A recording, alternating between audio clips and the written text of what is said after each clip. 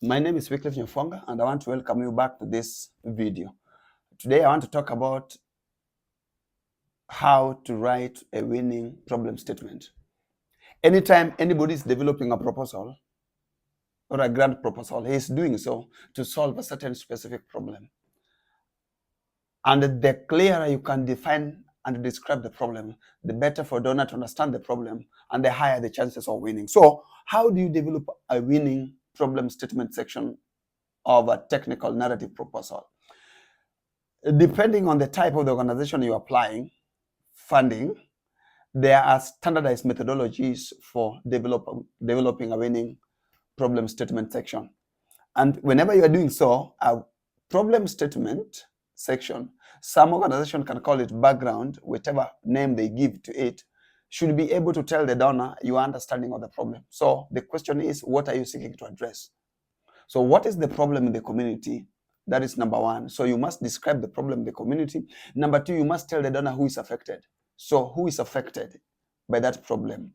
Number three, you must disaggregate the affected population by different demographics: gender, age, socioeconomic strata, and all other dynamics that we always obviously use when we are dealing with the statistics in the community.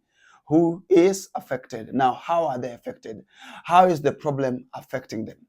Because we want to know how the problem affects them before you seek out to achieve that, to eliminate that problem.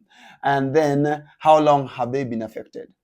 And then fundamentally, what will happen if the problem is not solved in that community? So you start by describing the problem, and the standardized process is to use what is called the funnel approach.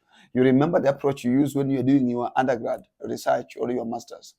If you're dealing, for example, with something to do with gender-based violence, you start by giving us the statistics of the gender-based violence in the country. And then now you scale it down to the region or to the local community where you are working.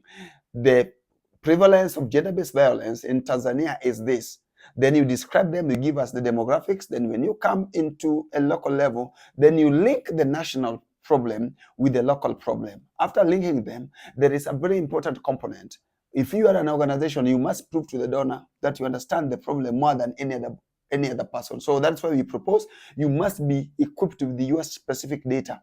That is why sometimes, or most of the times, you tell people to be well prepared. You can do research and obtain data that you can easily share. That will make you unique, because everybody will be going online to generate data and use it.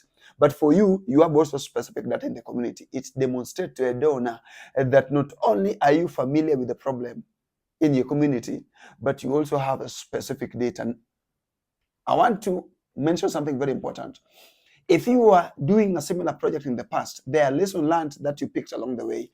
So come and use this lesson learned as a framework also for furthering your objective.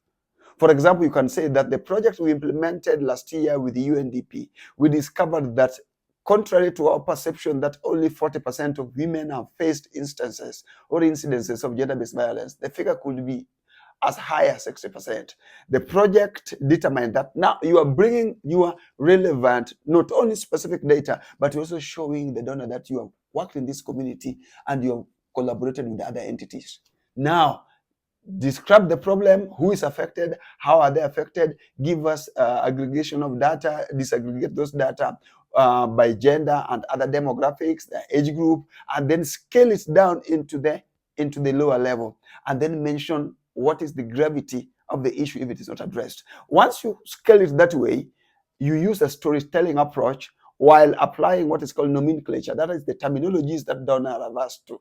Then it is easy for you to move to the next step and to convince any donor. So we thank you so much for putting your effort in helping the community, but you must be able to articulate your problem clearly without any ambiguity for anybody to understand it and for a donor to consume himself, itself or herself into the problem in your community. Ultimately, they will fund.